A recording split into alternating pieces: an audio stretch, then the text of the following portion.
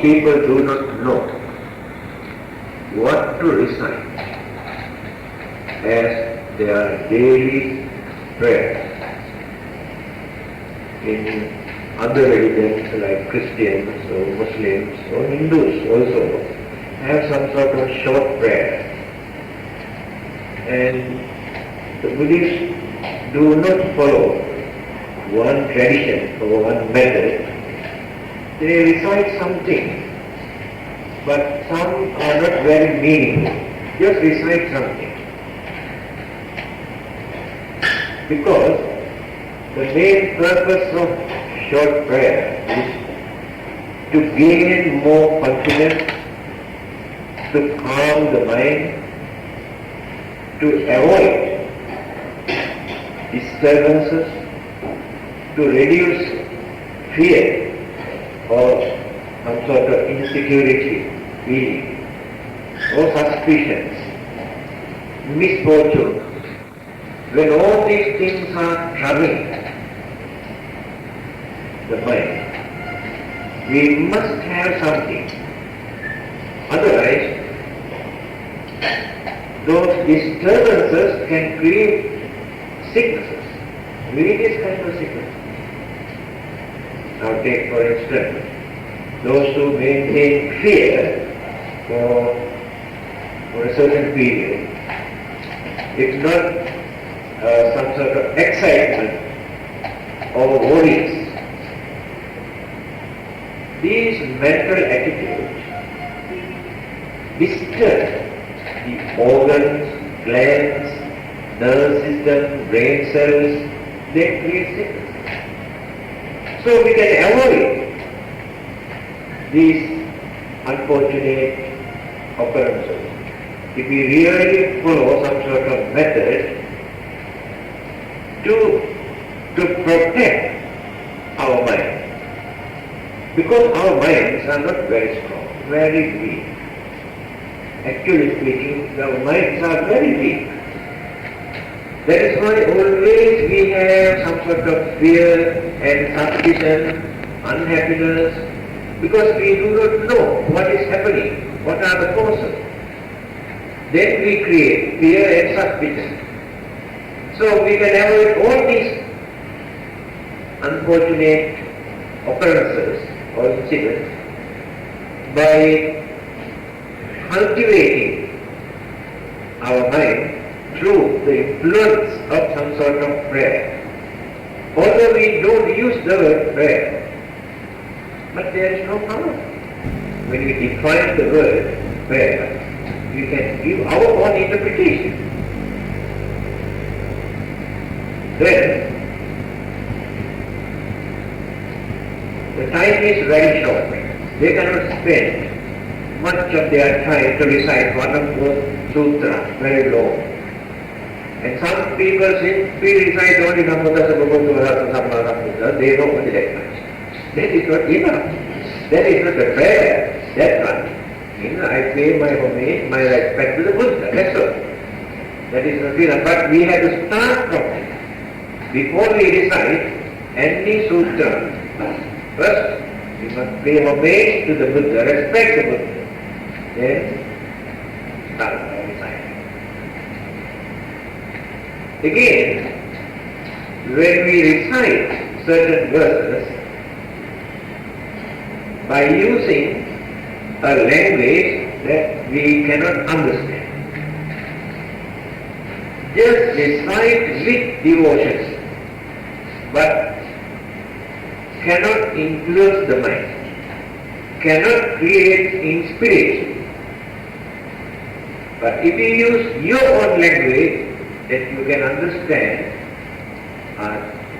that language can give some sort of confidence.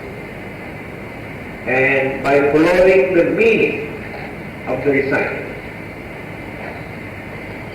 that is why some people choose only English. They recite only in English because they can understand what they recite. But our tradition is that we follow this language was regarded as some sort of holy, the language used or spoken by the Buddha. And some of them are the words uttered by the Buddha, the sutra. That is why we use the same language. But that is not enough. You must know what we recite. So here, we have introduced a very short prayer in Pali and English translation in simple language. Because some people prefer Pali language, and those who do not like to recite in Pali are here the English lecture, only in English. They can use this as their daily prayer in the morning and in the evening. Then you know what you recite, you know what you need, you know what you gain. Otherwise, simply by saying Namo Tassa Bhagavata Vastu Buddha, you don't know what it is. Now let us recite. Only few. Get used to these recitals. Either in the morning, before you start your daily work, or at night before you go to bed. If not, morning and evening both, if you have enough time. Make it a habit to recite. Then you experience some sort of peace or some sort of confidence by following this method, because your mind, your subconscious mind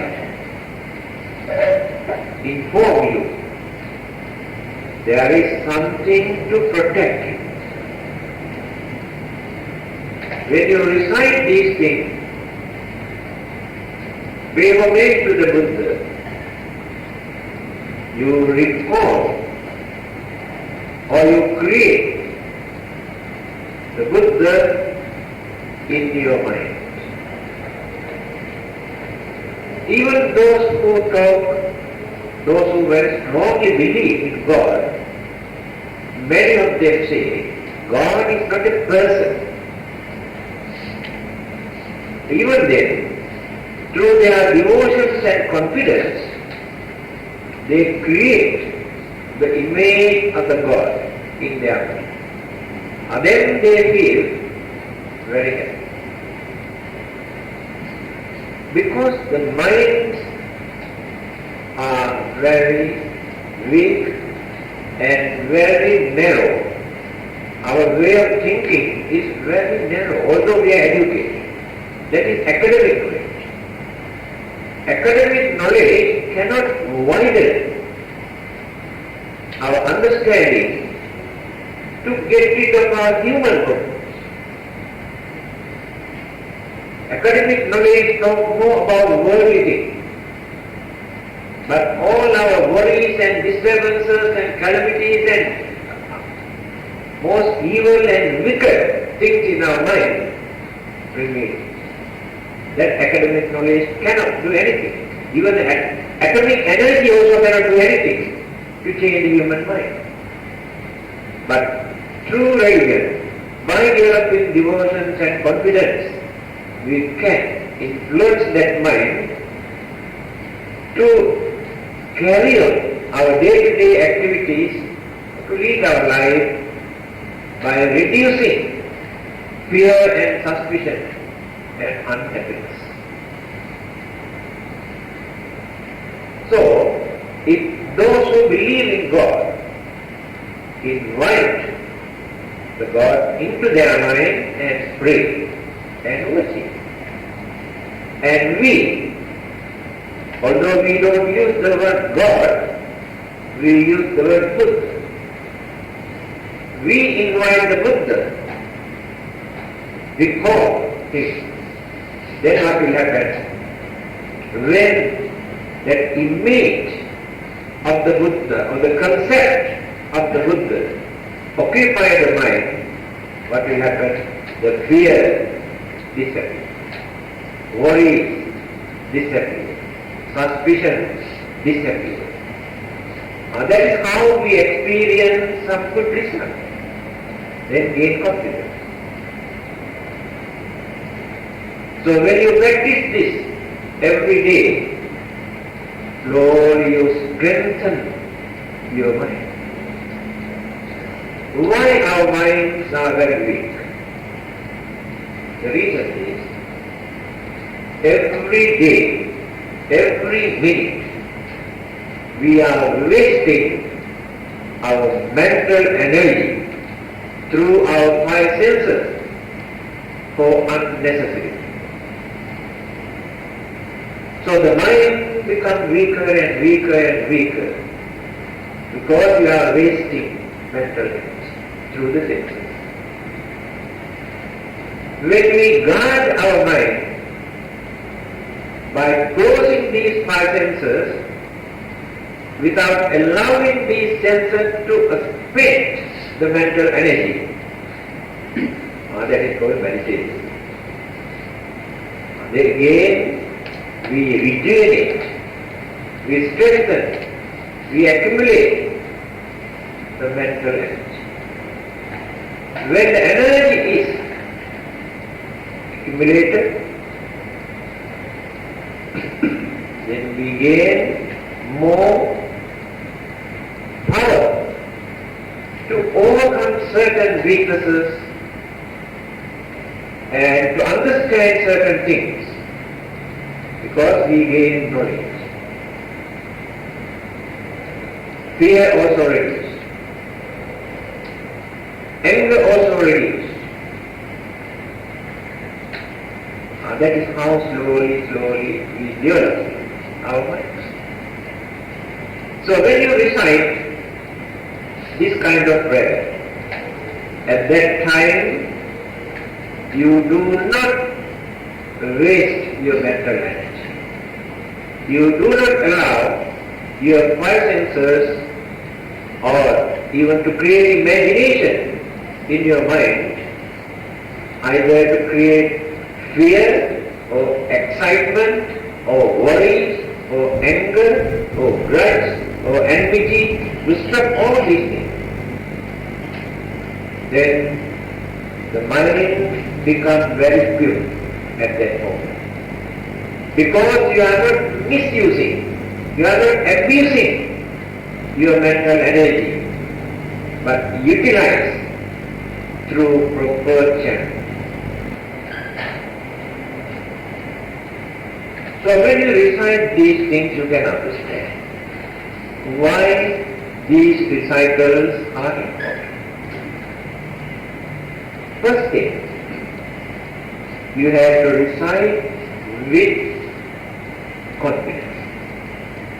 If there is no confidence, just as your tradition or as your custom or as your duty, you do not experience very much good results. Because devotion is the most important aspect. It is not the intellectual aspect. Intellectual aspect is important for realization of so many troubles and problems and all sort of things. Philosophy and psychology and science and various others, they are intellectual. Here, we need only devotion. Devotion can train the mind. Devotion can tame the mind. But intellect cannot train the mind. Mind becomes more stubborn. Intellect creates egoism, pride. But when you develop devotion, we become very humble, very calm. And then the mind experiences peace. Now let us recite. You can follow me, you might have heard the monks always recite these verses to bless the devotees. Even then, the correct pronunciation is important. Baloni, Sabbe Buddha Bhagavata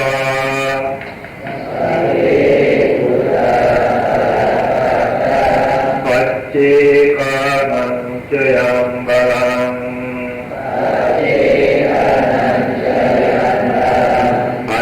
Arantanam Tejena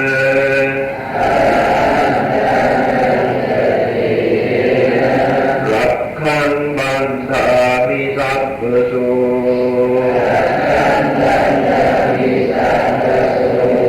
Now recite together. Sabbe Buddha Bhagavata Paccekanam Jayam Balam Arantanam Tejena Rakhan Bandhami Sabbaso. Meaning, by the protective power of all the Buddhas, Pacceka Buddhas and all Arahants, I secure mine. For me, we have to use the word mine. If we recite this for another person, then we have to say, not mine, Rakkam Bandhami. Protection in every way, in every possible way.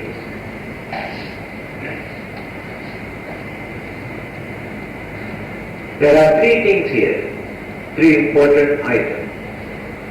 Sabbe Buddha, all Buddha.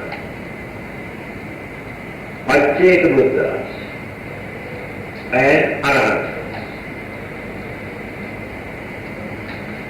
I have already explained the differences of Sammasambuddha, Pacceka Buddha and Arahant. They have completed their journey. They have stopped their rebirth. They are free from worldly sufferings and disturbances. They have gained perfection, knowledge, wisdom, realization, but we have to divide them into three categories, three groups. The Buddha has mentioned the names of 28 Buddhas who appeared in this world from time to time. So the 28th, the Buddha, was Gautama the Buddha. And there will be another Buddha within this world cycle. World cycle means from the beginning and up the end of the world. That is for one world cycle. Because this world is not permanent. It will remain permanent, not everlasting. There will be an end to it. So, but during certain world system or world cycle, only one or two Buddhas appear. Because people are not ready to become Buddha. They have not completed their qualifications to become Buddha. Nowadays we can produce any number of Buddhas. Every country they produce Buddha. No one can produce Buddha. Buddhas cultivate their virtues and the qualities and knowledge and wisdom and purity by themselves. One Buddha cannot appoint another. And there are many misconceptions also. In one aspect of Mahayana school, strongly believe that there is an eternal Buddha. They call it Adi Buddha. And this eternal Buddha is the one who sent Buddhas from time to time to this world. This is the Mahayana, not the whole school of Mahayana, one aspect of Mahayana. And they have, I think, incorporated or adapted this belief by following reincarnations of God, Hindu concept. Hindus believe Vishnu, a God, appear in this world from time to time by taking different incarnations, different forms. To them, the Buddha also one of those incarnations. 9 incarnations. That is their incarnation. And another belief is the same Buddha appear again and again. So people always ask when the Buddha will come back from Nirvana. And this clearly shows our poor understanding of the Buddha and Nirvana. If we can understand who the Buddha is or what is Nirvana, we cannot ask this kind of question. Just now I mentioned, attaining Buddhahood is the end of the journey. This repeated birth and death or samsara. When it is ended, how can we come back again? Again we have forgotten what the Buddha had said under the Bodhi tree after gaining his enlightenment. What did he say? Automatically these words came out from his mouth. Bliss that he gained. He said, I suffer in this samsara, this wheel of existence again and again because of my ignorance. Now I have completely destroyed the one who built this house, this life, that is craving.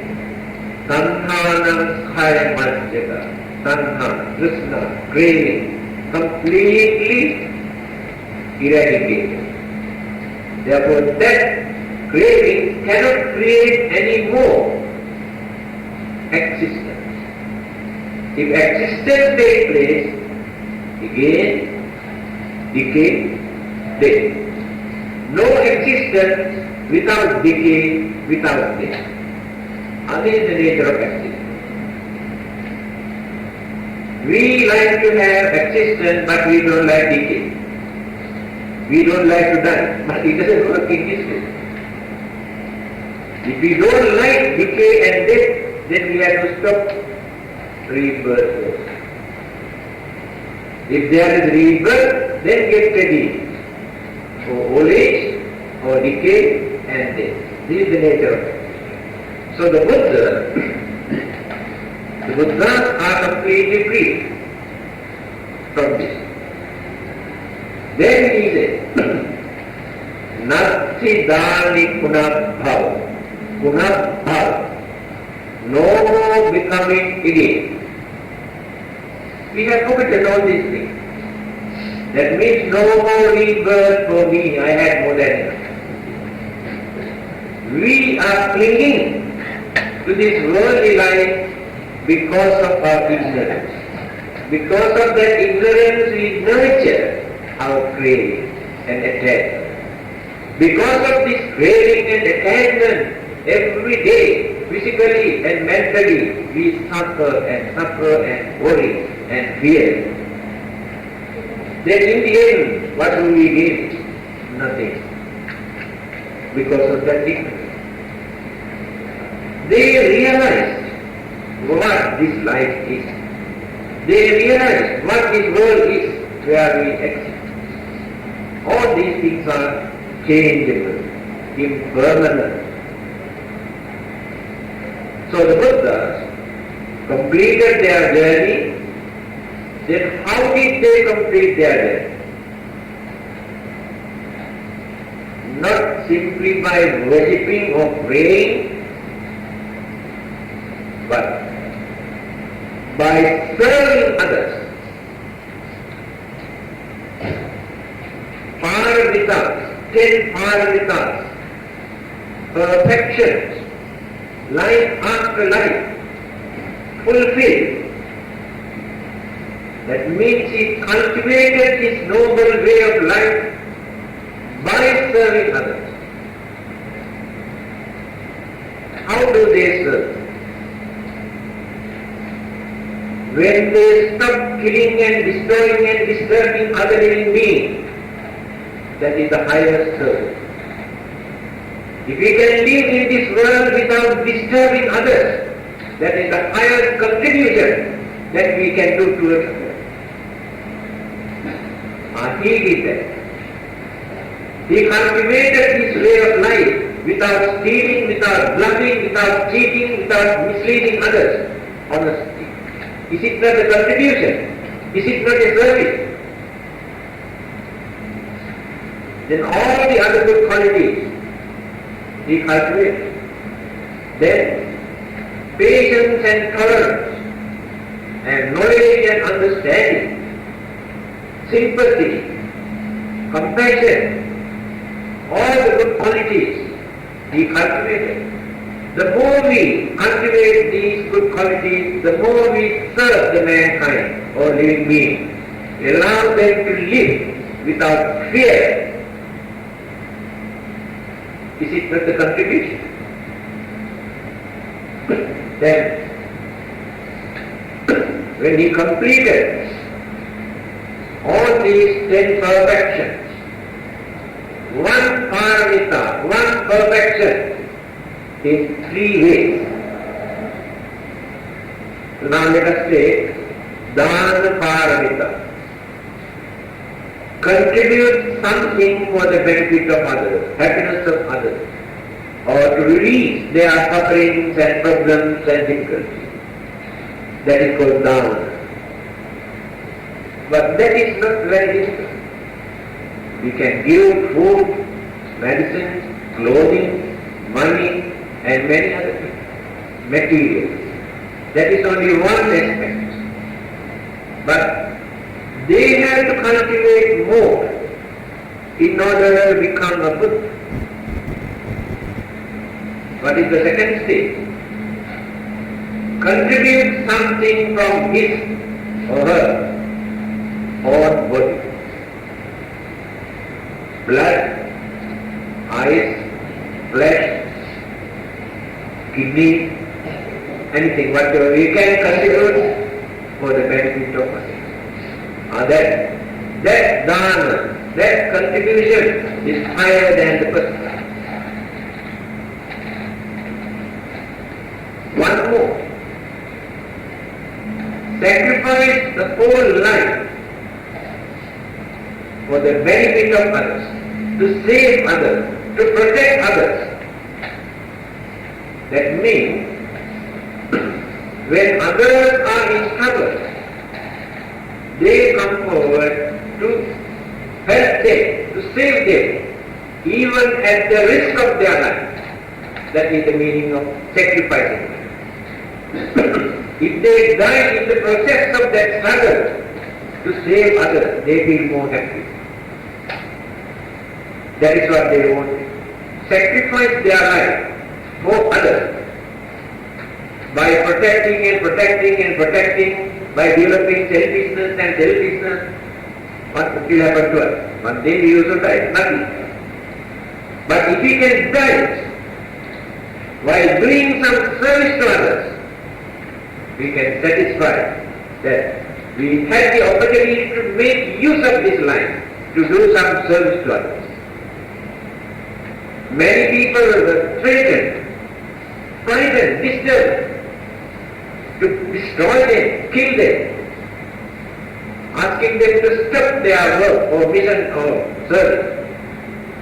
They said, no, we are ready to die, sacrifice our lives for the sake of our service. Why do we respect those who have sacrificed their life while serving the man? Jesus Christ. Why do people respect him? People know what kind of services he has rendered. And many others, Socrates, such a great philosopher, why he had to die earlier? Because of his principle. But he did not give up. He said, I am ready to face the death. Mahatma Gandhi in India, when Hindus and Muslims are killing each other, he unbiasedly advised both the parties not to kill, not to destroy. One fanatical Hindu could not tolerate this, he shot him. Shot him. He died for the sake of principle. Abraham Lincoln, he wanted to do some service to one community. He had to die because of that. People regard them as great people, respect them, remember them forever because of this. But many others die every day, but nobody remembers it, nobody respects it because they are selfish. So the Buddha, how many times people tried to kill the Buddha? He did not stop his service. Fortunately, no one could kill him. He faced natural death.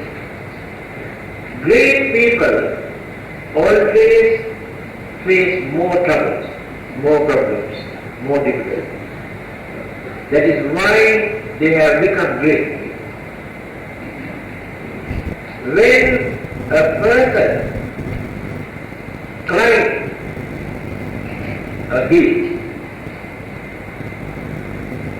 all the others, lookers, people can see only his backside. That means everybody is waiting to see the weakness and loophole, but not the good thing done by the great people.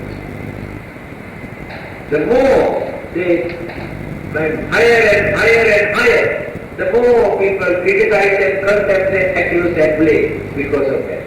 But there are many others who never do anything. Nobody wants to criticize it. Nobody wants to talk about it. But great people never give up their services just because of this accusation or criticism or even threat. So the Buddha had to face enormous problems and troubles, tolerate so many things to cultivate good qualities, to become the Buddha, to gain wisdom, to gain enlightenment. So such Buddhas are very, very rare. Amongst millions, I do not know whether we can find even one who is aspiring to become a Buddha. By sacrificing his comfort, by maintaining good qualities and honesty and sincerity or kindness and compassion and truthfulness. How many are there? That is why so many wicked and cruel and cunning and dangerous human beings completely destroy this world. If people try to lead some sort of religious way of life, then innocent people get the chance to live without fear. This is the nature of the Buddha. So far, within this world cycle, 4 Buddhas, Kapusanda, Onagama, Kasyapa, Gautama, Sakyamuni. These 4 Buddhas have. So before the end of this world cycle, another Buddha will appear. He will be the last within this world cycle. Mindful. So there are more chances for those human beings who have this during this world. But many other world cycle only 1 or 2 Buddhas. Then Pacceka Buddhas. Pacceka Buddhas are known as silent Buddhas, private Buddhas. That means after gaining enlightenment, they confine to themselves. They experience nirvanic bliss and happiness. satisfaction. But they do not come out to preach others. That is their need. Such Buddhas are called Pacceka Buddhas or silent Buddhas or primary. And they too attain or experience same Nibbanic bliss because they have completed perfection. But they have completed their 10 paramitas in 2 ways. Samma Sambuddha, supreme enlightened the Buddha in 3 ways. Just now I mentioned only one item, Dharma. But Pacceka Bodhisattvas complete only 2 ways. They have not gone beyond that. Then, Arahant. Arahantas are perfect, holy, saints who have completed their journey. No more rebirth for them. They too experience the same Nibbanic bliss. No difference. But their knowledge, their wisdom, their enlightenment, when we compare the Buddhas, you can see vast difference. So their wisdom is limited, but purity is the same. That is why they are perfect human beings. They never do mistake, they never commit any bad karma because they are perfect. And wisdom is not very deep. But there are certain Arahantas who have cultivated their knowledge and wisdom during their previous birth. Maintain that wisdom. Take for instance, Sariputta, the chief disciple of the Buddha, is an Arahant. He goes out and preach. After preaching, come back and report to the Buddha. Today I preach like this, then all the items he explained to the Buddha. Then the Buddha says, Sariputta is really wonderful. If I have given that sermon, I also mention the same item, the same way. That means his knowledge, his wisdom is very high, superior to other ordinary Arahants. They have cultivated this knowledge during their period. During the King Melenius, there were 500 Arahants. He had many doubts about the Buddha's teaching. He discussed these problems with many of those Arahantas. None of them could clarify. Enlightened King Melenius. Here you can understand. And those Arahantas have not cultivated their wisdom up to the highest level. So when you read that book, Meaning the Pioneer, Meaning the Quest, you can see the questions and answers. Later, another Arahant appeared called Nagasewa. Now he was very intelligent, good wisdom. He answered to all these questions. The way how he answered these questions, I can do one example. Then you can understand. King Melenius asked this question. Supposing somebody dies, 2 persons died here at the same time in this city. One person reappearance or rebirth take place in the same context.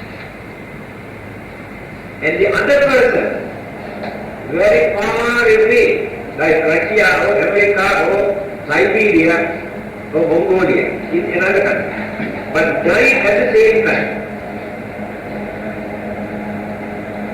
Now, according to the rebirth theory, whose life has taken rebirth first? Either one who was born in this town or the other one who was born in another country. What is your opinion regarding this? Who comes first? One who was born in the same country, did it? Yes or no? Why you not tell today? Yes or no? What is your answer? Not sure. No difference. There is no difference whatsoever. So, Nagasena said there is no difference. At the same time, no difference interval. The king could not understand. Then Nagasena asked king to think of his palace.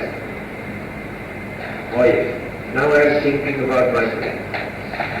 Now think of another city very far away from this city, say Kashmir. Alright. Do you think Kashmir has taken more time than think of your palace? Same time. And this is the nature of the money. Rebirth takes place according to our mental process. Mental energy.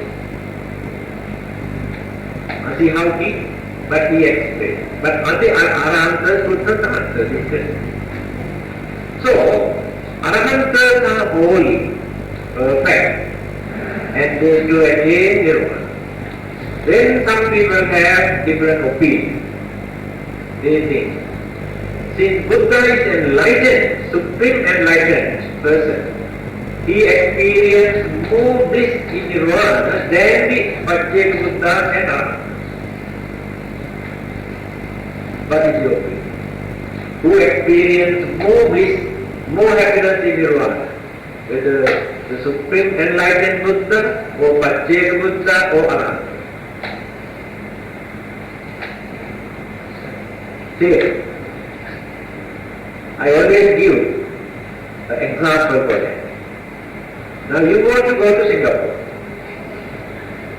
One person go by plane, another person go by motor car, another person go by motorbike. But after reaching Singapore, three of them experienced same enjoyment in Singapore if they have money. Singapore never discriminates, saying you came by motorbike, you cannot enjoy it.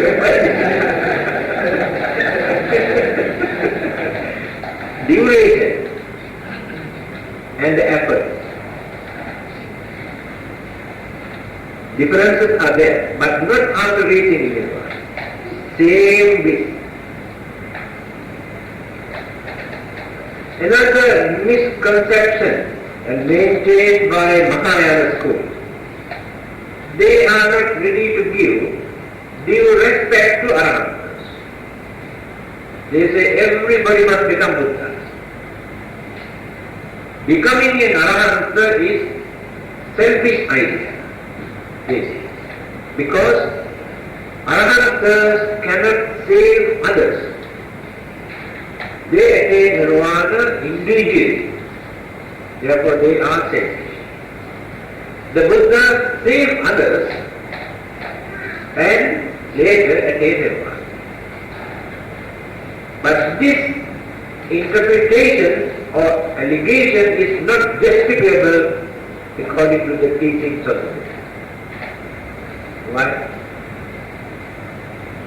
Tumhe icchan ātarpam akkhātāro tathāgata. If you want to find out your own salvation, to attain nirvana, you have to work for that. Another person cannot save you. Another person cannot send you to nirvana.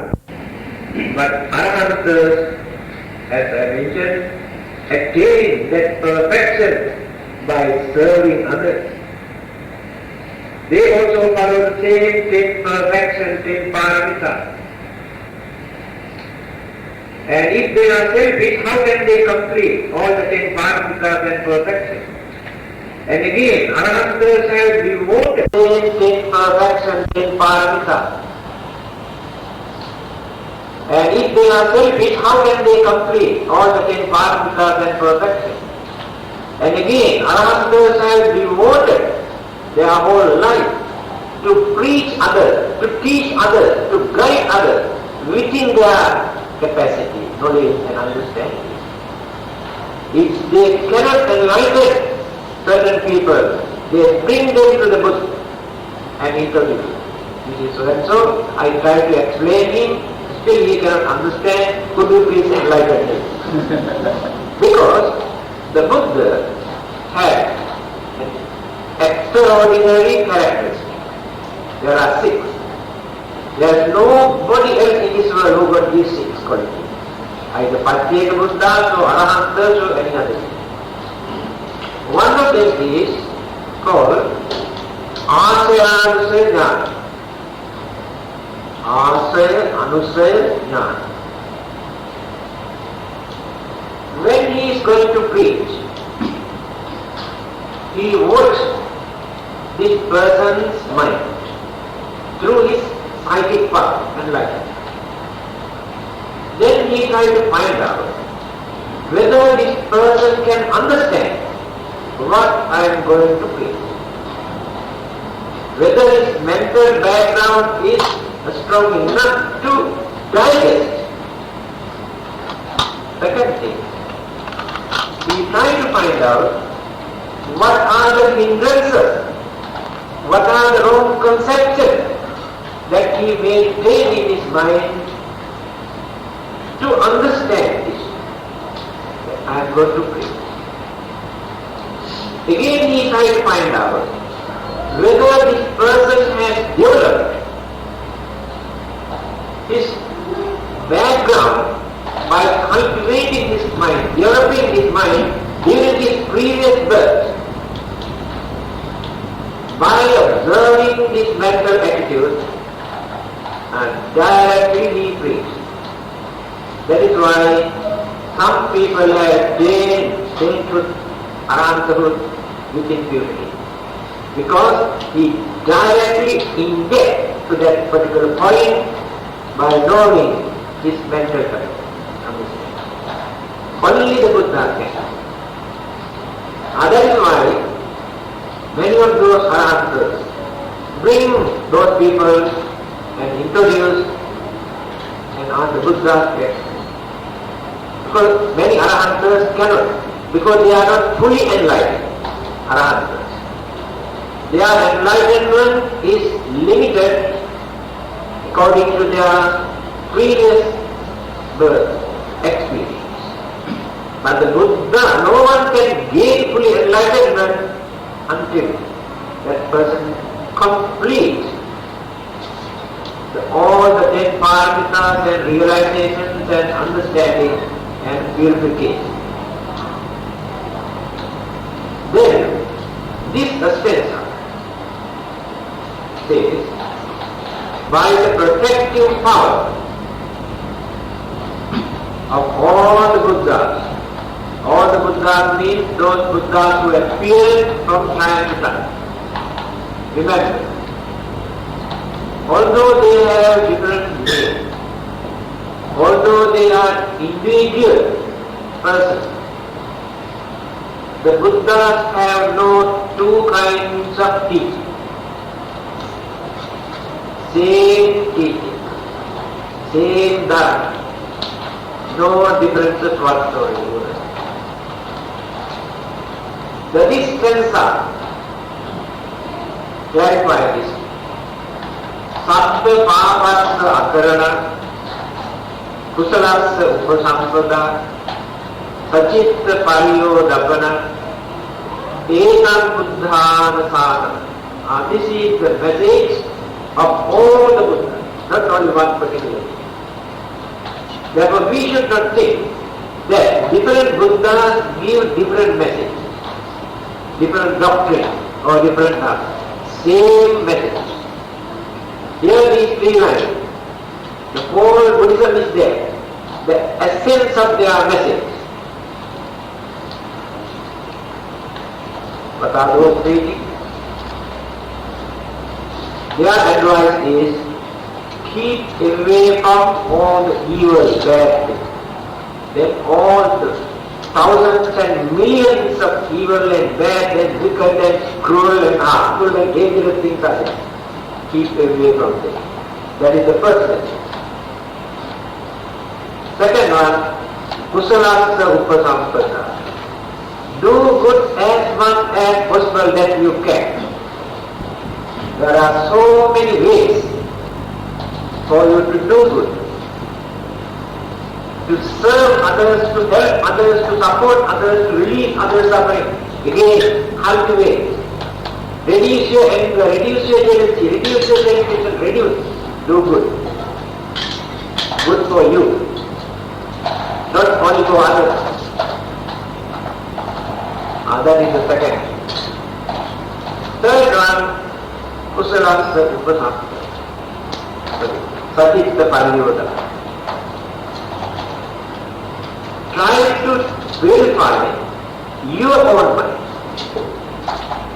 He used this word, satchit, your own mind. Right? Another person cannot verify your mind. Remember, I cannot verify your mind. I can tell you, I can advise you, I can guide you.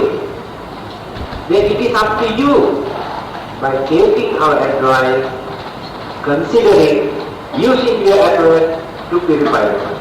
I cannot purify your mind. The Buddha cannot purify your mind.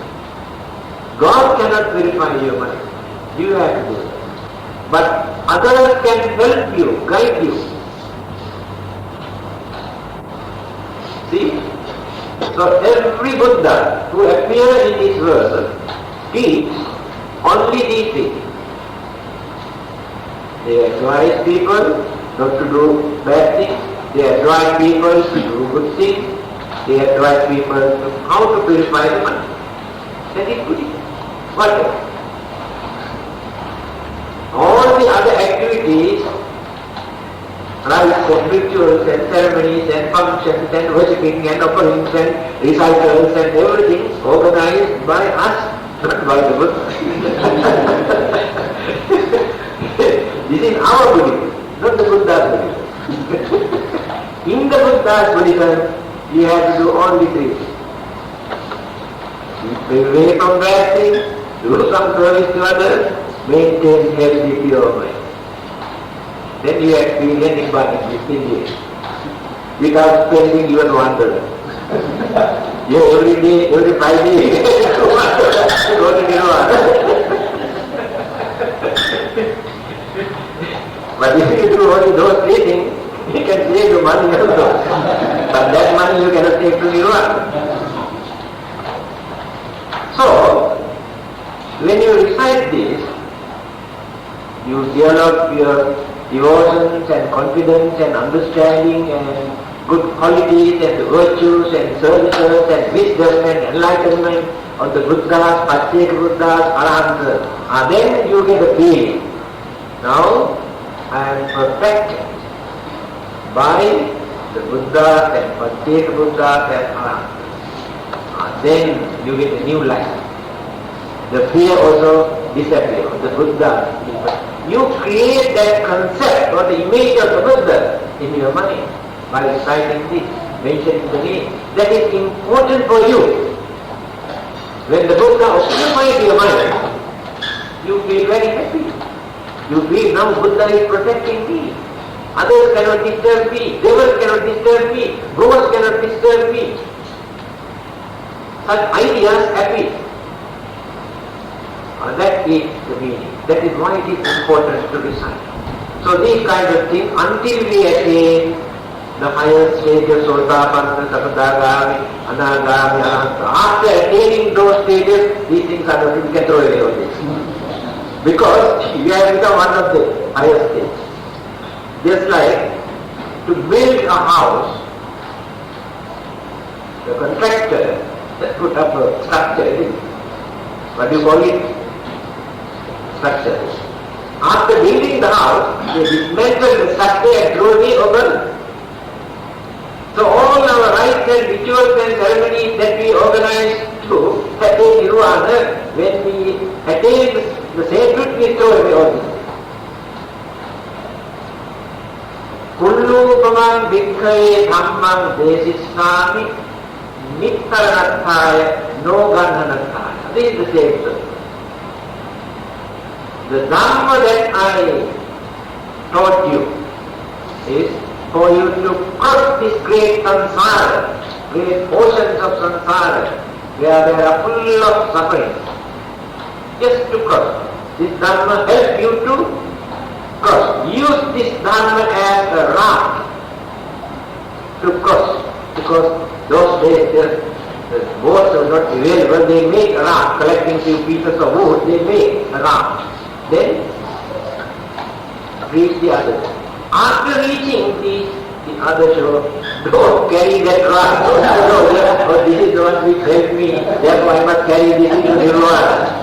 That means the Dhamma that you possess as your property, not necessary to carry. Just use the Dhamma just to cross. Get rid of your suffering. After that, nothing for you to carry. Mind becomes free. Now see how useful this is. To recite, then you get more and more new ideas when you read. After reciting the Pali, you have to recite it and think. Try to catch the idea. If you cannot understand, come and discuss with us. Then you can clarify, you can understand. Next one. Sabbitiyo vivajjantu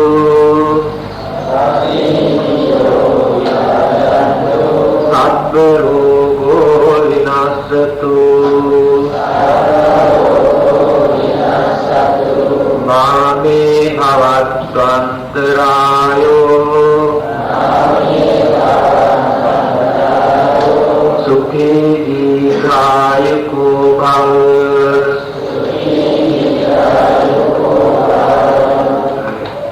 Sabbitiyo vivajjantu sabba rogo vinasatu mame bhavatvantarayo sukhi dīghāyuko bhava. And here, third line, mame.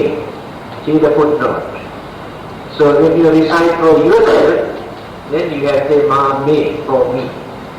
Now if you recite this one for another person who is sick or who is in trouble, then you have to say ma-they. They means you. They. Meaning, may all misfortunes be warded off. May all ailment cease. May no calamities before me. May I live long in peace. Now this is very important to gain confidence. Those who are sick, those who are weak, those who have fear and trouble, when they recite with understanding, because first we pay homage to the Buddha and then recite. So by the power of these virtues and the wisdom and enlightenment, may all misfortunes be warded off. So we are reciting these verses by thinking that we can get rid of all our misfortunes. There are so many misfortunes, unexpected things, accidents, troubles, problems. Although we are innocent, sometimes we get into trouble for nothing. certain misfortune and we blame others. When we are in trouble, we suspect others, we blame others, we create enmity, we harbor jealousy or hatred and aggravate the situation, create more trouble and more problems. So, by realizing this, we decide this. This is some sort of very strong aspiration, determination, and not only power of the Buddha and the Dhamma and the Sangha, not only the Buddha and Pacceka Buddha and Arahanta, your psychological effect. Play role here. Because mind is responsible for most of our sins. Within 1 minute, mind can sin, create sin. We have sin. When the mind is upset, when sudden fear or excitement, you can see how rashes all over the body. If not those who are suffering from asthma, asthmatic cases we have seen because of fear. Within few minutes, breathing difficulty. The mind creates. So if we do not know how to maintain our healthy mind, have to face so many sicknesses. Physical body has to pay the price. All the trouble that created in the mind. Sudden excitement, alarming shock, heart attack, blood clot, hemorrhage, the mental energy creates. So we must know how to calm our mind without allowing to go out of order, out of control, our blood pressure and the heartbeat. These things disturbed by the mind. So when we go on reciting with devotion and confidence, then we calm the mind without allowing such fear, such disturbance to disturb our life. Here, misfortune, we want for, may all ailments cease, all sicknesses. Of course, we cannot wipe out all our sicknesses through prayers or recitals or chanting or any other activities, because certain sicknesses are not created by the mind. Heat, wind, atmosphere, or virus, germs, bacteria create lot of sickness. They are not created by the mind. Even then, if the mind is strong, you can subdue, you can control, you can reduce the bad effect of those virus, germs, bacteria. Example. When the resistant power in our body is very strong, although so many kinds of virus, germs, bacteria enter into our physical body, we can maintain healthy life. Because those bacteria, virus become powerless because of the resistant power in our body. Now, 10 people take the same food prepared by the same person or same pot. After eating, one person starts vomiting, another person starts boiling, another person starts the stomach ache, and another person, nothing wrong. I'm okay. I depend on the resistant power. Food is the same. And one person goes and sit down outside for half an hour, 1 hour, then starts eating and coughing and all sorts of things, because the resistance power is very weak. Some others stay for many hours, the whole night at outside, there's nothing wrong with it. So the mind is strong. The mental energy is strong. Those external virus or germs or bacteria or heat or wind cannot create serious sickness. That is why we have to maintain healthy mind. Can avoid so many things. Again, if the mind is not strong, then the fear definitely disturbs. If not some sort of suspicion appear in the mind, that also is bothering. You don't know what is happening, who is behind, who creates all these problems. Either devils or ghosts or human beings or all these are our weaknesses. So this kind of recital, when you continue as your day-to-day prayer, every day you are going strengthening, developing your understanding, your knowledge, your purity and healthy mind. Next one.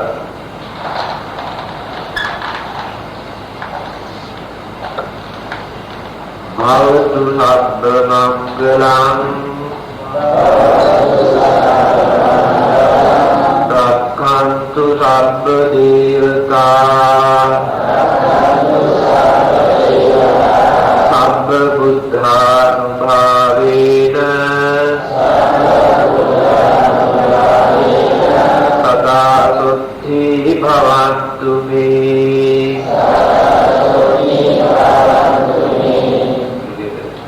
Bhavatu sabba mangalam Rakkantu sabba devata Sabba buddha bhavena Sada suddhi bhavantu me. And here bhavantu me for me. If you recite this for another person, bhavantu te. Because when you visit a sick person, you can carry this book if you can remember. Then recite in front of him by radiating your kindness towards that person. Then experience some sort of relief. Meaning, may all blessings be upon me. May all devas, deities, protect me. By the protective power of all the Buddhas, may safety ever be mine. May all blessings be upon me. When we pray, actually our mind answers our prayer. Many people do not know. But we need an object to pray. Either God, or the Buddha, or Deva, or Bodhisattva, or Arahanta. That is an object. Without such religious object, we cannot reduce the stubbornness or skeptical belief in our mind. When we invite that religious object into our mind, we surrender our mind. Then we use our stubbornness. That is the secret. The mind is stubborn.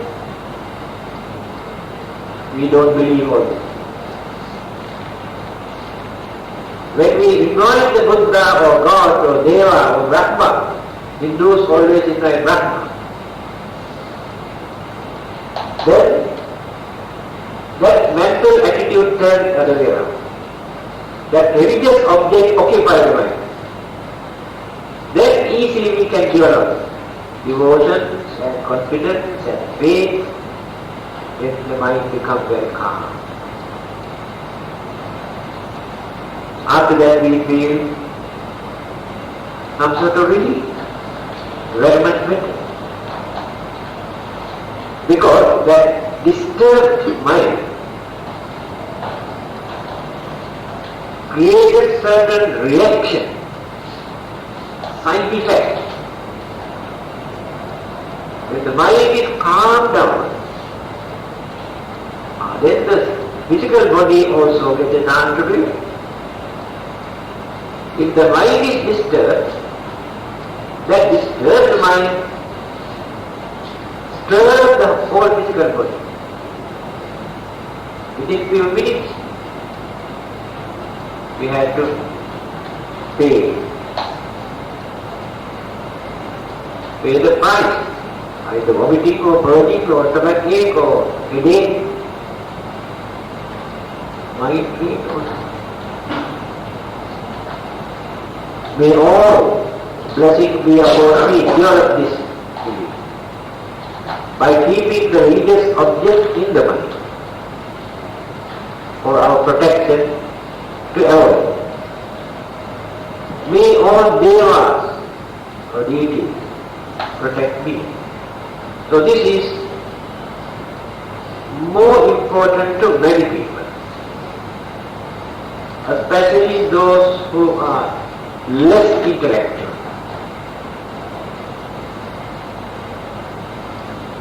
Belief in devas or belief in God created by the human mind.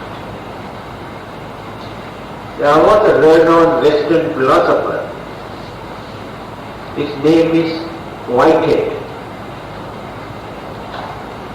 And he has made a beautiful statement. He says,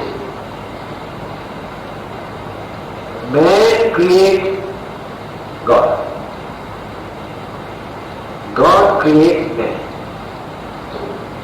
Very deep meaning. By knowing the nature of human mind, understanding people, trying to find out some sort of solution to get rid of their worries and fear and problems. Therefore, they develop this concept of God. Then slowly introduce. At the beginning, this concept of God is not a person at all, only energy. Few thousands of years ago, in India, they never had any God. Later they developed this into 33 million gods. Whole day, no other word, worshipping and praying to all these gods. 33 million. And again in Greece, for everything there is a God. When science, technology and modern subjects developed and enlightened, educated people what these occurrences are, and then slowly many of those gods disappear. They are created by the human mind. This lightning is a god, rainbow is a god, raining is a god. Everything is God, because they cannot understand how these things take place. So the concept of God is created by the human mind. Later, what happens? They first define, transform that energy. At the beginning, God is only an energy, no person.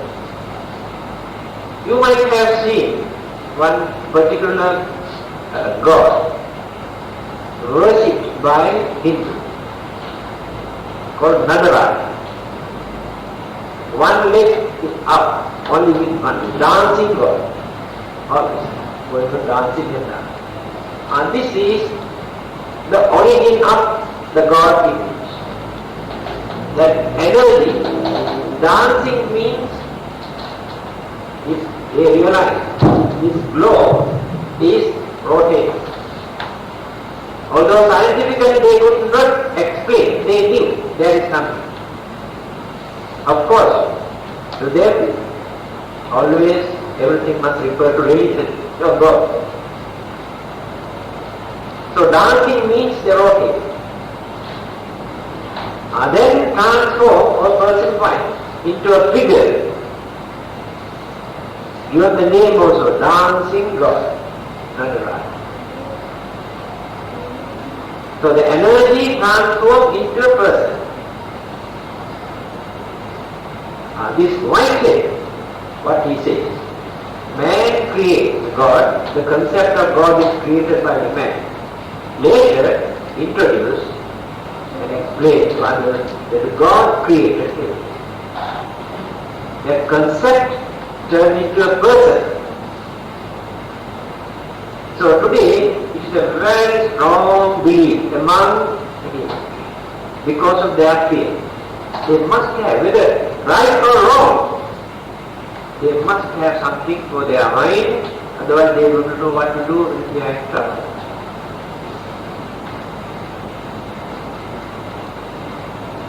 I think you can remember what I said the other day. From the Buddhist point of view, Buddhism does not go against belief or worshipping or any God. They want, they like, they can do. But the main purpose of Buddhism is not that.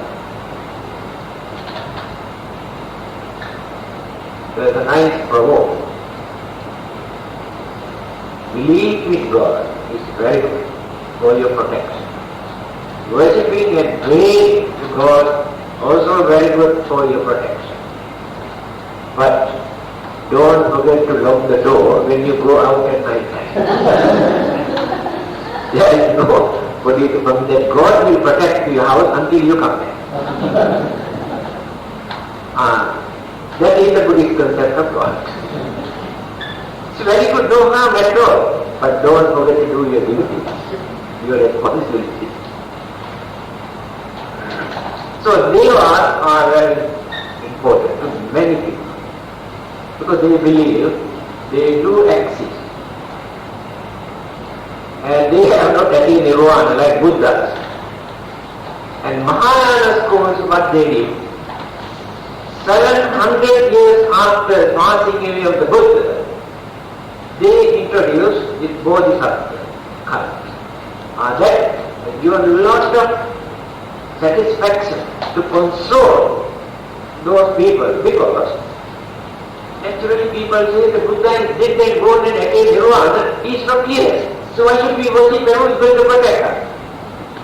To answer this question, Mahayana school introduced this. Don't worry. Bodhisattvas are there. They are watching. They are waiting for you. You worship and pray and meditate. They will protect you. Then they will be very happy. Whether it is right or wrong, this is how religious concept develops from time to time. In the same way, these devas also very important for our day-to-day activities, for our protection. Again, there are many sayings of the Buddha. One day, somebody came and asked this question: whether God or Devas really appeared or not. He wanted to get the correct answer from the Buddha. You know, the Buddha is an enlightened person. What did he say? He said, have we got anything to prove that God does not appear? Does not exist? That is that. The way how he answers. Have we got anything to prove that God does not exist? He did not say yes or no. Allow people to think. This is the way how enlightened people answer questions. I remember what Krishnamurti is very high intellectual man who has no religion. Although he was a born Hindu, he had no particular religion. He says, those who shout, there is a God. Again, those who shout, there is no God. Both are in the same boat.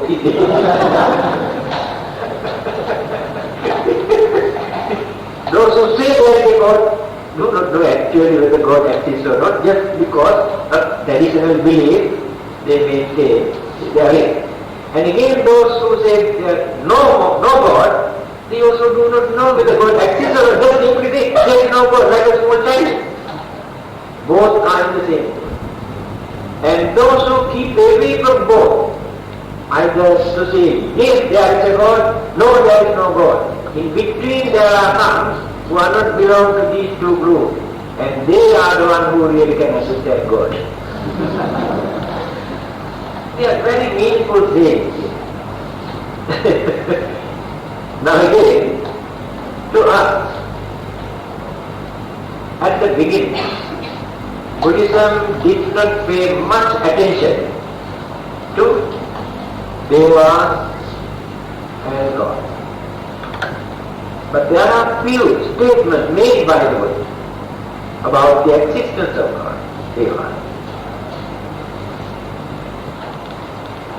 Devanam kampito koso sada bhadrani pasati. Those human beings who get protection from those devas always prosper, happy and protected. And this is the saying of the Buddha in worldly way.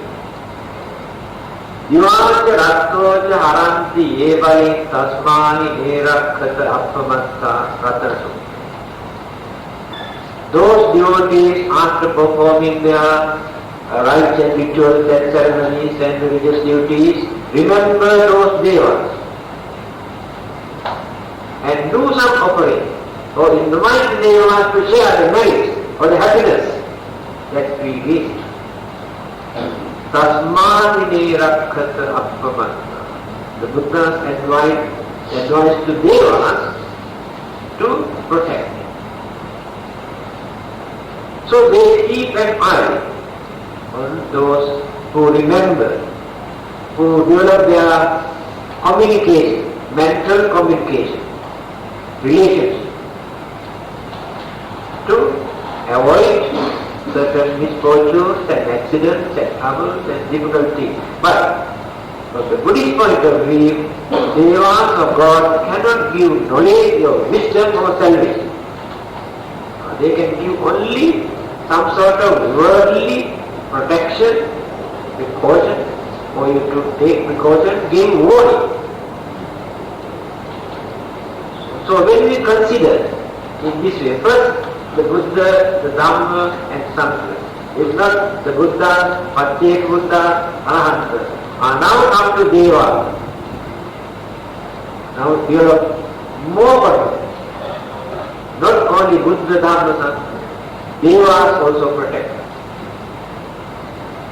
Then you can go ahead with your work with confidence. By the protective power of all the Buddhas, again we are repeating the same thing, the power of all the Buddhas who appeared in this world for our safety, for our protection, for our peaceful life. So when we are going on repeating every day, we develop our mind, our energy, our faith. Then slowly we can get rid of so many problems we are facing at the moment already. Next one. we have complete.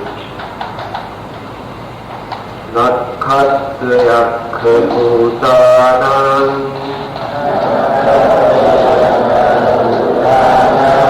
papagraha nivarana parittatsanubhavena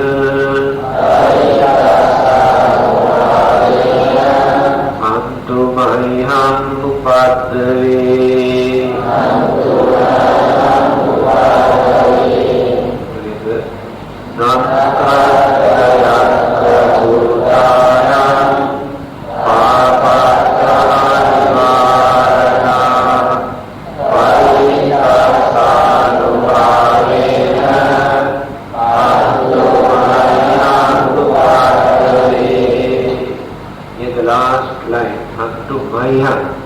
For me, for others, up to 2 years. Footnote. By the power of this pulse protection, may I be free from all dangers arising from the light influences of the planet, demons, and spirits. May my misfortunes vanish. Now, there are many things to discuss here. Nakhatha yakha bhuta papagraha. There are 4 things here. Nakhatha means the stars or planet. Yakha, devil or demon or fierce forms of a spirit. Bhutana, very unfortunate living being regarded as spirits, but create nuisance. Papagraha, certain bad planets. These 4 groups influence our life. Because of their influence,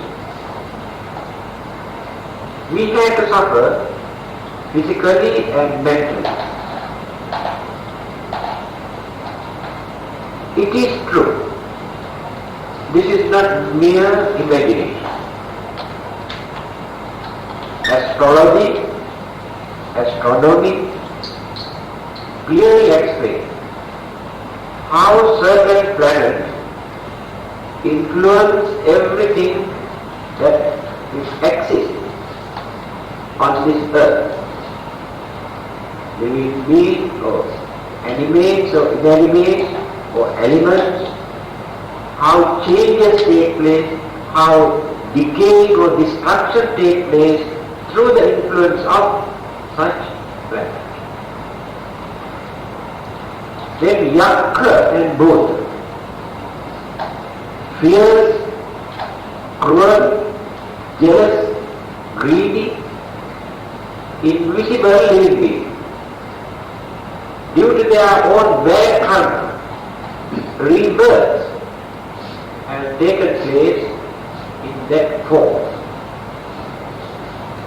They are invisible to our naked eyes because the formations of their body, physical body, is not like ours. Very lesser degree of elements like devas and yaksas, pretas, bhutas, spirit, ghosts, devils, devas. Why we cannot see them? There is no object for us to see by using our naked eyes. But one day, when we develop our psychic power, divine eye, attaining sainthood or arahanthood or Buddhahood, and then we can see all these invisible living beings at this moment. So there are so many stories in Dhammapada. When those Arahanta, Sariputta, Muggala, Ananda, on their way, how they have met some of those unfortunate invisible Pretas, spirit and ghosts.